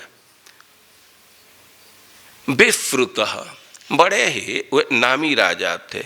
सपत्निर निहितो युद्धे ज्ञातयस्तमुपासत, लेकिन युद्ध में उनके मृत्यु हो गई, शत्रुओं के द्वारा वे युद्ध में मार दिए गए। अब उनके मृत्यु हो गई तो ज्ञातयः तमुपासत, उनके जो परिवार के लोग थे, संबंधी लोग थे, दयाद लोग थे, तो सब उसके नजदीक जाकर के घेर लिए बैठ गए। अब सुजज्ञ की स्थिति क्या है इसका वर्णन कर रहे हैं कि विशीर्ण रत्न कवचम, वो योद्धा था, राजा था, तो रत्न का कवच धारण किया था, लेकिन इतनी भयंकर युद्ध थी कि विशीर्ण रत्न कवचम, रत्न का कवच भी जीर्ण शीर्ण हो गया, टूट गया। विभ्रष्ट भरणा स्रज, वो राजा था, बहुत बहुत प्रकार का आभरण धारण किया था, आभूषण धारण किया था, माला पहना था, लेकिन लड़ाई में सब टूट गया, गिर गया। शरनिर्भिन्न हृदयम, यद्यपि रत्न का कवच था, लेकिन बाण इतने तीक्ष्ण थे कि कवच को तोड़ करके और छाती में धस गए थे। शयानम अश्रिगा विलम, और उसी युद्ध भूमि में गिरा था और खून से लथपथ था। प्रकीर्ण केशम, उसके बाल खुल गए थे, फैल गए थे। ध्वस्ताक्षम, उसके आंख निकल आए थे। रभसा दष्टदच्छदम, और युद्ध कर रहा था, बहुत क्रोध में था। और कह रहे हैं कि क्रोध के मारे वो दांत से ओठ को दबाया था। दष्ट दच्छदम, वो दांत से ओठ को काट रहा था। रजा कुंठ मुखाम भोज, उसका मुख धूल से भर गया था। छिन्नायुध भुजम मृद, उसके आयुध भी कट गए थे, बाँह भी कट गए थे। और उसी नरेंद्रम विधिना तथा कृतम पति महिष्य प्रसमिक्ष दुखिता। अब तो राजा की यह स्थिति देखी तो रानियां बहुत दुखी हुई। हताश्मनाथेति करे रुरो भृशम घ्नन्त्यो मोहस्तुत पदयो रूपापतन। वो तो रानियां वहां गई अपना छाती पीट पीट करके कि हाय हाय हम लोग तो मारी गई, और ऐसे छाती पीट पीट करके उसके चरणों पर गिर गई। और चरणों पर गिर करके करें कि रुदत्य उच्चय दैतांग्रि पंकजम सिंचंत अफ्रय कुछ कुंकुमारुण, और वे बहुत रोने लगी। इतना वे रो रही थी कि उनके आंख से अश्रु गिर रहा था और उनके स्तन के कुमकुम धुल रहे थे, और उससे नीचे आकर के उनके पति के चरण पर अश्रु गिर रहे थे। तो कह रहे हैं कि सिंचंत अफ्रय, वो अपने स्तन के कुमकुम से लाल लाल अश्रु से अपने पति के चरण को भिगो रही थी। विफ्रस्त केशाभरणा शुचा, विफ्रस्त केशाभरणा शुचम निर्णाम सृजंत आक्रंदनया विलेपिरे। अब स्त्रियों की, रानियों की यह स्थिति हो गई कि उनका किधर कपड़ा गिरा है, बाल खुला है, इसका कुछ अनुसंधान नहीं है। और ऐसे वे करुण भाव से रो रही थी, ऐसे करुण रुदन कर रही थी कि उनके रुलाई को सुन करके दूसरे लोग भी रो रहे थे। उनके रुलाई को सुन करके दूसरे लोग भी रोने को बाध्य थे। और विलाप कर रही, रोते हुए बोल रही हैं कि अहो विधात्रा करुणे न प्रभो भवान प्रणीतो दिग्गोचराम दृशा। कि अरे विधाता, तुम बहुत निर्दयी हो और तुम हमारे पति की यह स्थिति ला दी। उसी नरेणा मसिवृत्ति दह पुरा कृतोधुना जेन सुचाम विवर्धनम। अरे यही व्यक्ति, यही राजा एक दिन सबको जीविका प्रदान करता था, तो एक दिन जो जीविका देने वाला था और उसी को तुम विधाता ऐसा बना दिया कि आज सबको शोक प्रदान कर रहा है, शोक को बढ़ाने वाला है। तो या कृतज्ञ न वयम महीपते कथम विनाश्याम सुहृत में न। कह रहे हैं कि अब अपने पति से कहने लगे कि आप तो हमारी सेवा को बहुत महत्व देते थे, थोड़ी भी हम लोग सेवा करती थी और उसका आप प्रति उत्तर देते थे, तो अब आपके बिना हम लोग कैसे रहेंगे। पहले तो विधाता को वे दुत्कारी बहुत अकरुण है यह स्थिति ला दिया कि हमारे पति जो सबको जीविका देते थे तो आज सबको शोक देने वाले हो। तो यह विषम स्थिति विधाता ला दिया, बहुत निर्दयी है। अब अपने पति से कह रही हैं कि हम लोग आपके बिना कैसे रहेंगे। एक ही काम कीजिए कि आप जहाँ जा रहे हैं वो क्या लोकेशन सेंड कर दीजिए, हम लोग भी पीछे से आएंगे। आपके बिना हम लोग कैसे रहेंगे। आप जहाँ जा रहे हैं तो रास्ता बतला दीजिए, केवल एक काम कीजिए, रास्ता बतला दीजिए, हम लोग पीछे से वहाँ आएंगे। शुश्रूषति नम दिशयत्र जाससी, हम तो आपकी सेवा करने वाली है, वहाँ आकर के सेवा करना चाहती है। और कि एवं बिलपति नाम परिगृह्य मृतम पतिम अनिच्छिति नाम निरहारम अर्कोस्तम निवर्तत। रो रही थी पति को पकड़ करके, और वह नहीं चाह रही थी कि हमारे पति का दाह संस्कार हो, अनिश्चितता निर्हार हो, और सूर्यास्त का समय आ गया, सुबह की घटना होगी और बहुत देर तक पति को पकड़ करके विलाप कर रही, वे चाह ही नहीं रही हैं कि इनको दाह संस्कार के लिए ले जाया जाए। तो अब एक कठिनाई उत्पन्न हो गई, दाह संस्कार जरूरी था। वो कह रहे हैं कि तत्र प्रेत बंधु नाम आश्रुत्य परिदेवितम आह बालको भूत्वा जम स्वयं उपस्थित। अब यमराज जी अपने ऑफिस में थे, लेकिन इतना रो रही थी कि वहां तक इनकी रुलाई सुनाई दी। यमराज जी का ऑफिस बहुत ही एडवांस है। यमराज जी को तो कई एक चीज को देखना है, तो उनके यहाँ ऐसी व्यवस्था है कि केवल चित्र ही नहीं, शब्द को भी कैच कर लेते हैं। इस समय देखते हैं ना, टेम्पल प्रेसिडेंट ऑफिस में रहता है, लेकिन मंदिर के सब गतिविधि को देखता रहता है। और यमराज जी वहीं से सुन लिए, तो खुद ही वे एक बच्चा का रूप धारण करके उनके बीच में आए। वे एक प्रश्न है कि यमराज जी को समझाना ही है तो खुद आ गए होते, वे बच्चे का रूप धारण करके क्यों आए? पहला प्रश्न तो यह है कि यमराज जी को आने की क्या जरूरत पड़ गई। तो इस विषय में दो सिद्धांत है। ऐसा लिखा गया है कि जो पुण्यात्मा व्यक्ति है, वो जब उसका दाह संस्कार हो जाता है और उसके बाद ही वह यमराज जी के दरबार में जाता है, धर्मराज के दरबार में आता है। पुण्यात्मा व्यक्ति के लिए जब तक दाह संस्कार नहीं होता है तब तक वो धर्मराज के पास नहीं जाता है। तो अब तो धर्मराज यमराज विचार करने लगे कि ये तो दाह संस्कार में इतना लेट हो रहा है, तो अब उनका दाह संस्कार हो तब तो यमदूत उस राजा को यमराज जी के पास ले जाएंगे।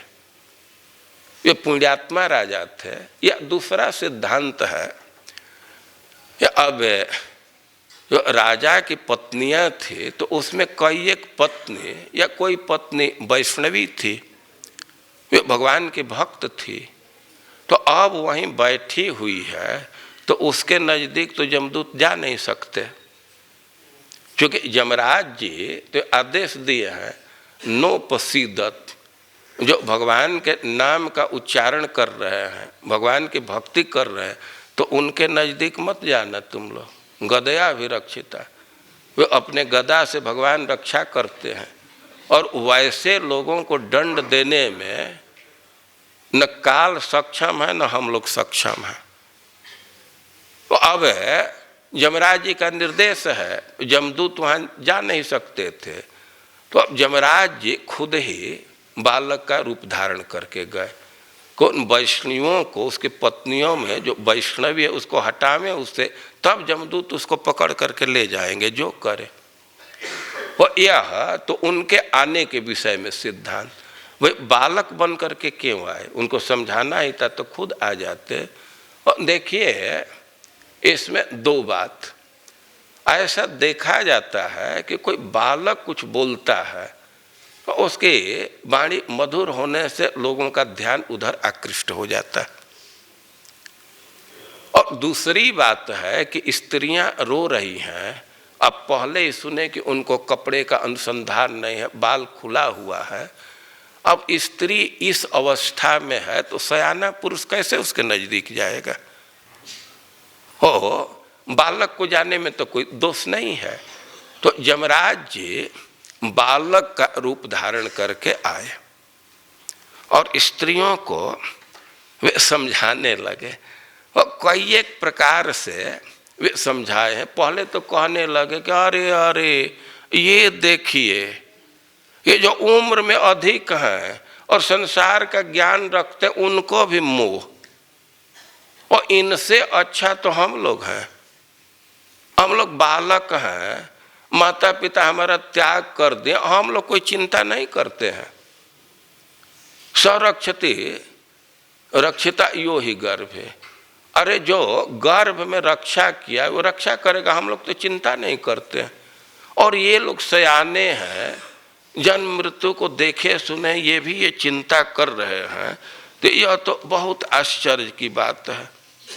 अरे इतना तो समझना चाहिए कि यह इच्छये स सृजति दमव्ययम स एव रक्षत अवलुम्पते च यः तस्या बला क्रीडन माहुरीस्तु चराचरम निग्रह संग्रहे प्रभु।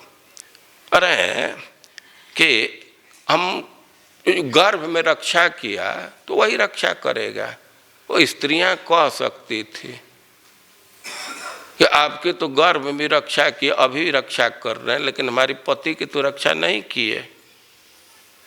वो कह रहे हैं कि क्यों वो रक्षा नहीं किए, वो कह रहे हैं कि इसके पीछे कोई सिद्धांत नहीं है। ये किसी को सृष्टि करना, किसी को नष्ट करना तो भगवान की इच्छा है। तो इच्छा का कुछ कारण होगा कि ना, इच्छा का कारण कोई स्थापित कर दिया जाए तो फिर भगवान के स्वतंत्रता का कोई मतलब नहीं है। और कह रहे हैं यमराज जी कि चिंता कितना ये मूर्खतापूर्ण है। अरे सच्चाई तो यह है कि पथिच्युतम तिष्ठति दिष्ट रक्षितम, यदि भगवान जिसकी रक्षा करते हैं तो रास्ता में गिरा हुआ वस्तु भी सुरक्षित रहता है। ऐसा देखा जाता है कि कभी कभी कोई वस्तु चौराहे पर गिर गया और कुछ देर के बाद जाने पर यथावत उसी तरह रहता है, कोई उसको नहीं लेता है। और कभी कभी देखा जाता है कि जीवत गृह स्थितम तद विहितम विनश्यति, और भगवान न चाहे तो घर में खूब सुरक्षित चीज रखें वो भी नष्ट हो जाता है। कोई एक घटना ऐसी देखी जाती है। अब तो घटना कहने में बहुत समय लगने लगता है। एक बार की घटना है, हमारे गुरु महाराज बिहार जा रहे थे, वृंदावन से गए थे लखनऊ, लखनऊ से अयोध्या जाना था। नहीं, लखनऊ अयोध्या गए थे, अयोध्या से बनारस या उधर बिहार में जाना था। और सेवक लोग तो बड़े उत्साहित रहते हैं सामान लादने के लिए, लेकिन उतारने के समय उत्साहित नहीं रहते हैं। गुरुओं को बहुत भारी कष्ट सहना पड़ता है। कपड़ा वे खोले स्नान करने के लिए, ब्रह्मचारियों में मारे हम धोएंगे हम धोएंगे, धो करके कहीं फेंक देते हैं। अरे धोने का उत्साह है तो उतना ही उत्साह रखना चाहिए कि सूखने के बाद वहां दे देना चाहिए। हम तो देखे हैं गुरु जी लोगों को स्नान करने के बाद कोई कपड़ा ही नहीं है। कहाँ कपड़ा, झोला लेकर के सेक्रेटरी चला गया। अब जाड़ा में ठिठुर रहा है। अब कोई ब्रह्मचारी अपना नया कपड़ा दिया तो उसी को लपेट करके, ये लोग लखनऊ से गाड़ी चेंज किए, अयोध्या उतरना था, झोला लादने वाले लादे दौड़ दौड़ करके। अयोध्या उतरने के बाद कुछ ही झोला उतारा ही नहीं। अब उधर आश्रम में जाने के बाद झोला ही नहीं, झोला ही नहीं। झोला तो ट्रेन में सफर कर रहा है।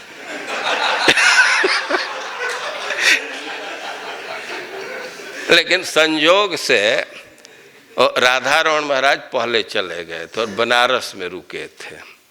ये पता था यहाँ कि राधा रमण महाराज बनारस में है, और उनको फोन किया गया। तो अब तो ट्रेन को पहुँचने में बनारस टाइम लगेगा ना, उसके पहले आए ट्रेन से अपना महाराज का सब सामान झोला उतार लिए। तो कह रहे थे कि भय लग रहा था कि झोला में हाथ लगाने पर कोई दूसरे का है। तो पहले थोड़ा चैन खोल करके देखा, लाल कपड़ा मिला। तो ट्रेन में अब कोई नहीं था, झोला उतना देर बिल्कुल सुरक्षित रहा। और कभी कभी एकदम सर के नीचे झोला को रखे हैं। यहीं ब्रजेश तनय दास हैं, एक बार यात्रा कर रहे थे तो अपने झोले को सर के नीचे रखे थे। कोई कहा कि झोला छोड़िए, झोला छोड़िए ऐसे बोल करके, ये नहीं समझे कि हमारे झोले के लिए कह रहा। इनको तो लगा कि अपना झोला कह रहे, अपना सर उठा दिए लेकर के झोला चला।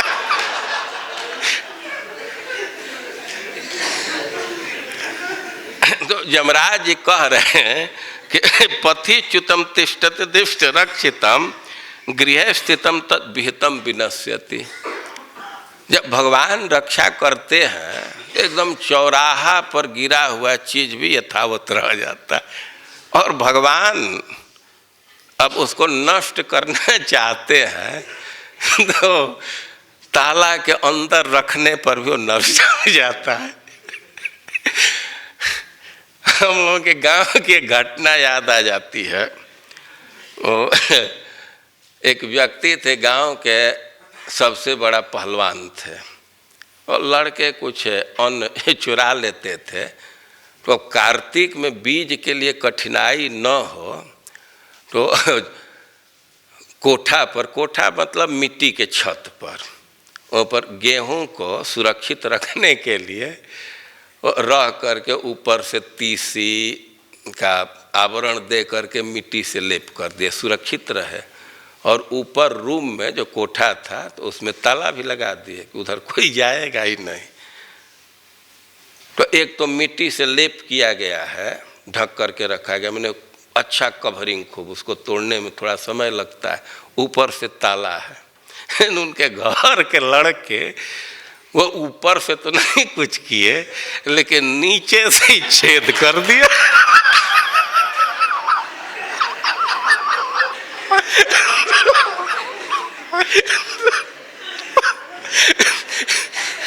और धीरे धीरे वो सब गेहूं ले जाकर के दुकान पर बेच दिया। जब कार्तिक के समय में बोने की आवश्यकता पड़ी तब अब वे जाकर के ताला खोलते हैं तो आवरण तो वैसे ही है, लेकिन आवरण तोड़ने पर गेहूं गायब।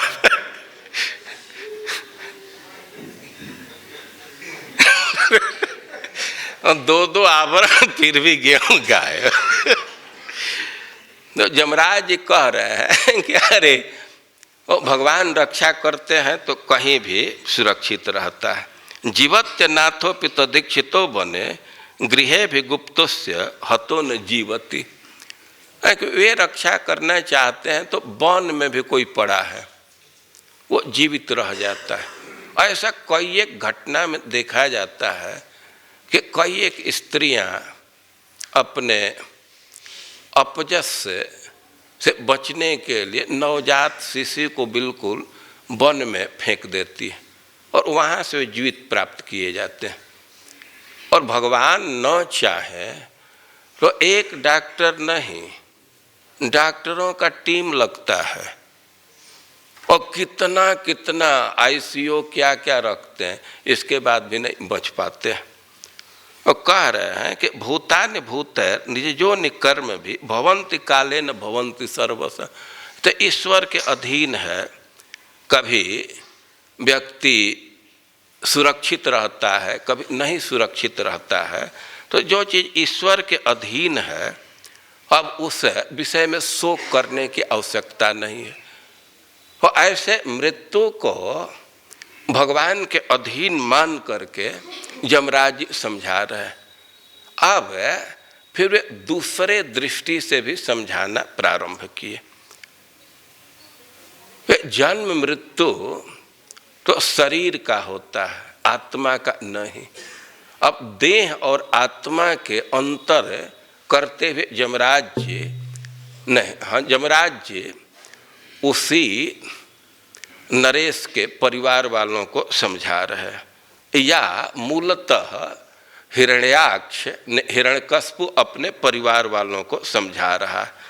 तो देह से आत्मा पृथक है, इसको कई एक उदाहरण दे करके समझा रहा है। यथा नलोदारुषुभेन ईयते यथा नीलो देहगतः पृथक् स्थितः यथा नभ सर्वगतं न सज्जते तथा पुमान् सर्वगुणाश्रयः परः। 3 उदाहरण दे रहे हैं, कह रहे हैं कि यथा नलो दारुष भिन्न ईयते। देखिए लकड़ी आग में है, पहले तो इसका निर्णय कीजिए कि नहीं लकड़ी में आग है कि नहीं। ये जैसे लकड़ी है तो इसमें आग है कि नहीं है? आप कह रहे हैं कि है और वहीं परमात्मा कह रहा है कि हाथ क्यों नहीं जल रहा है? आग ऐसे हाथ में पकड़ लेंगे तब?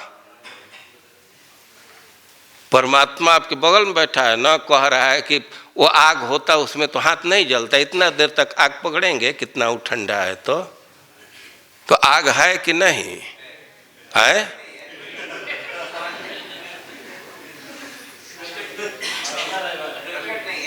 अब प्रकट नहीं है, आग है लेकिन अभी प्रकट नहीं है। अच्छा, लकड़ी में आग कहाँ है?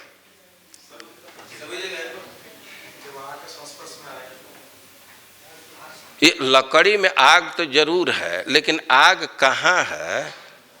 लकड़ी से किधर लकड़ी है किधर आग है इसका तो कुछ पता नहीं चल रहा है ना। और एक उदाहरण दे रहे हैं कि जिसमें असम विभागे न, हाँ अविभागे न, ये जो लकड़ी और आग का उदाहरण है तो इसमें भेद नहीं कर सकते कि किधर आग है किधर लकड़ी है। वे इतना तो जरूर है कि इसमें आग है, तभी न किचन वालों का बिल पास हो जाता है। यदि आग नहीं होता तो अकाउंट बिल नहीं पास करता। लेकिन किधर आग है किधर लकड़ी है इसका भेद नहीं कर सकते। लेकिन इतना जरूर है कि लकड़ी के भीतर आग है लेकिन लकड़ी से भिन्न है। वे आग का तो स्वरूप है कि उधर उसमें प्रकाश होगा और ताप होगा, लेकिन लकड़ी में तो न ताप है न प्रकाश है। इस लकड़ी को अंधेरे में ले जाएंगे तो कुछ प्रकाश नहीं करेगा, ना इसको देख करके कोई वस्तु नहीं प्राप्त कर सकते ना। लेकिन आग है इसमें ना, लेकिन आग लकड़ी से भिन्न है। आदमी समझ रहा है कि आग इसमें है लेकिन लकड़ी से बिल्कुल भिन्न है। कृष्ण उपाध्याय समझ रहे हैं आग इसमें है लेकिन लकड़ी नहीं है। आग लकड़ी से भिन्न चीज है। तो इसमें तो कोई विभाग नहीं किया गया है, एक साथ वो है दोनों। लेकिन कोई कोई चीज है कि अलग अलग रह करके भी भिन्न है। तो दूसरा उदाहरण दे रहे हैं कि यथा नीलो देहगत पृथक स्थित। जो हवा है प्राणवायु है तो देह के भीतर ही है, लेकिन फिर भी वह देह नहीं है, देह से भिन्न है। यथा नभ सर्वगतम न सज्जते। कह रहे हैं कि आकाश सब जगह है। चाहे मिट्टी का दीवार बनाइए और उसमें भी जो खाली जगह है तो आकाश है, और पत्थर का दीवार बना दीजिए, पत्थर का घर बनाइए, उसमें भी आकाश है। कोई बहुत ठंडा घर है उसमें भी आकाश है, बहुत गर्म घर है उसमें भी आकाश है, लेकिन घर का असर आकाश पर नहीं पड़ता है। ऐसा नहीं है कि मिट्टी के घर में आकाश है तो उसका कीमत कुछ कम हो जाएगा। या अब उसका नेचर कुछ दूसरा होगा। ये पत्थर के घर में है आकाश तो दूसरे टाइप का हो जाएगा, ऐसा नहीं है। वो सब जगह है लेकिन किसी स्थान से प्रभावित नहीं होता।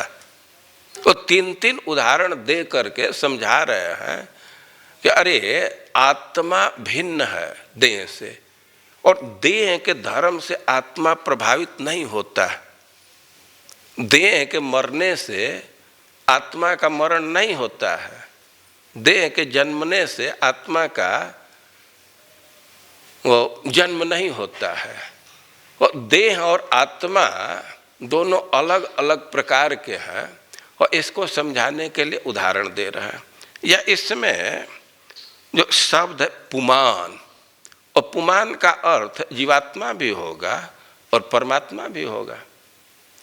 और श्रील प्रभुपाद जी अनुवाद में कुछ आत्मा अर्थ में लिए हैं, कुछ परमात्मा अर्थ में भी लिए हैं। दोनों पर सिद्धांत में कोई हनन नहीं है। तो ये कह रहे हैं कि अरे जिसके लिए तुम लोग शोक कर रही हो, राजा के लिए, तो राजा तो सामने पड़ा हुआ है, क्यों शोक कर रही हो? ओ स्त्रियां कह सकती हैं कि थोड़ा अंतर हो गया, अभी राजा तो पड़े हुए हैं, लेकिन पहले हम लोग कुछ कहती थी और उसको सुनते थे और उसका प्रत्युत्तर भी देते थे, लेकिन अब तो ऐसा नहीं कर रहे हैं।